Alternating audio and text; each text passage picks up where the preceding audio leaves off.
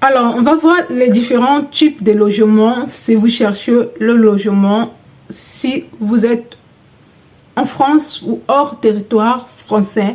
Ici, je vous partage mon expérience, les conseils, les astuces concernant Campus France, Parcoursup et autres.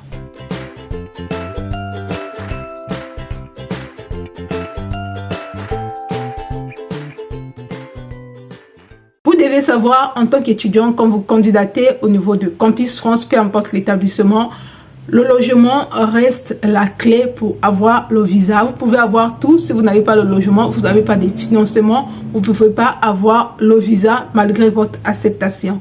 Voici les différents types de logements que vous pouvez chercher si vous voulez venir étudier en France, si vous êtes déjà sur le territoire aussi.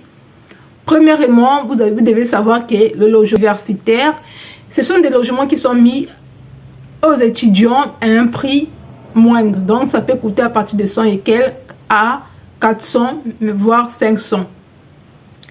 Et ce logement-là, quand vous êtes hors du territoire, si vous êtes encore dans vos pays, c'est difficile d'accéder parce que ça se fait sur dossier. Même ceux qui sont déjà sur place, les demandes sont énormes. Et ça se passe à partir de mars, l'ouverture de ces plateformes pour les logements sociaux étudiants universitaires. Deuxième type de logement, vous pouvez louer un studio ou un T1 si vous avez des moyens. Ça veut dire que vous devez avoir un contrat de bail à votre nom. Et la durée du contrat de bail est de 1 an. Troisième type de logement, c'est le colocation. Si vous êtes quelqu'un qui aime vivre en communauté, vous avez la facilité de vivre avec des gens, vous pouvez chercher une colocation afin que vous poursuivez vos études avec la sécurité. Vous devez avoir votre contrat de bail à votre nom, mais vous êtes en colocation, vous partagez l'espace de vie, donc le salon, la douche et la cuisine avec d'autres personnes. Vous pouvez être 3, 4, 5, 6 dans le même appartement. Mais le max, c'est 3 personnes, 4 personnes. Après la colocation, vous avez aussi les particuliers qui louent leurs chambres. Il y a des particuliers, par exemple, une personne qui est dans une résidence, dans un appartement, il a 3 ou 4 chambres ou des chambres disponibles. Il va mettre ces chambres-là à la disposition des étudiants moyennant un prix de loyer au retour. Et vous devez avoir aussi un contrat de base. Si vous avez besoin d'une attestation, cette personne peut vous faire l'attestation pour la demande de visa. C'est faisable, c'est acceptable. Normalement, c'est encadré. Et cette personne doit déclarer ses revenus. Si ces revenus-là sont déclarés, il peut héberger les gens dans son domicile. Mais il faut chercher. Je vais vous donner les sites là où vous pouvez trouver ces logements. Dans cette optique aussi, pour d'autres personnes, ils vont vous donner accès à la cuisine. Vous pouvez cuisiner pour vous. Vous pouvez avoir accès au salle de bain commun ou séparé.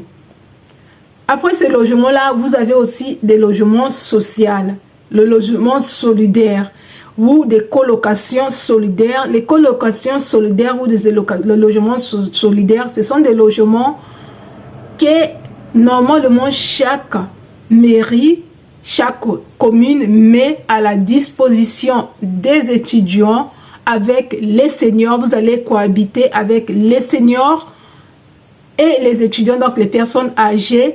En contrepartie, vous devez participer aux tâches ménagères, vous devez communiquer avec ces personnes. C'est pour faire vivre, pour ne pas que ces personnes âgées soient isolées. Ou encore, vous devez faire les bénévolats dans les quartiers. Il y a plusieurs formes de logements, comme à Fèvre. À Fèvre, vraiment, surtout à Marseille, c'est vraiment actif.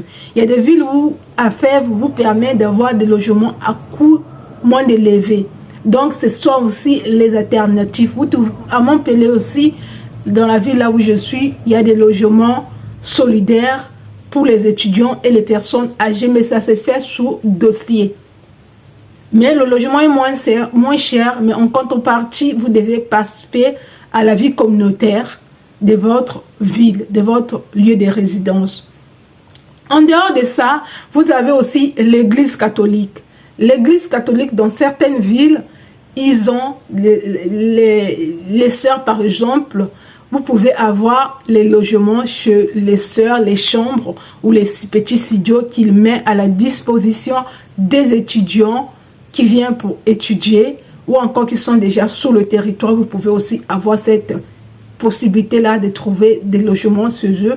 Mais ces logements-là, c'est plus facile quand vous êtes sur place. Quand vous êtes hors du pays, au moins si vous avez une personne qui peut faire des démarches pour vous, de regarder aux côtés de l'église catholique. Il y a aussi l'aumônerie universitaire des étudiants. Donc les étudiants catholiques, même si vous n'êtes pas étudiant catholique, vous pouvez les solliciter. Ils ont souvent les hébergements qu'on appelle hébergements d'urgence pour les étudiants, que ce soit étrangers ou nationaux. Mais aussi, c'est facile d'accéder quand vous êtes sur place en France. Vous pouvez vous rendre dans un endroit qu'on appelle l'aumônerie des paroisses universitaires, qu'on appelle ça les paroisses universitaires ou l'aumônerie universitaire, se renseigner auprès de ces établissements-là.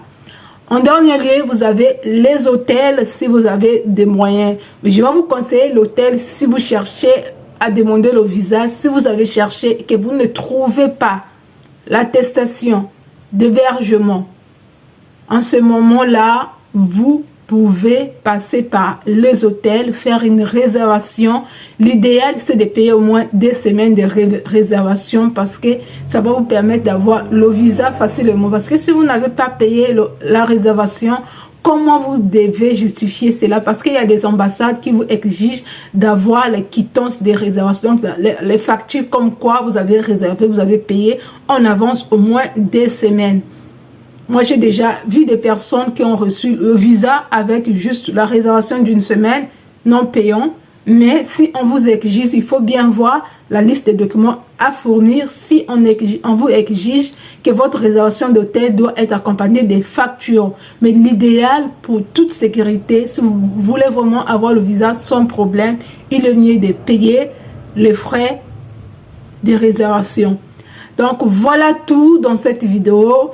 Si cette vidéo vous porte de la valeur ajoutée dans vos démarches, Procédure Campus France, n'hésitez pas de liker, de partager dans vos groupes WhatsApp.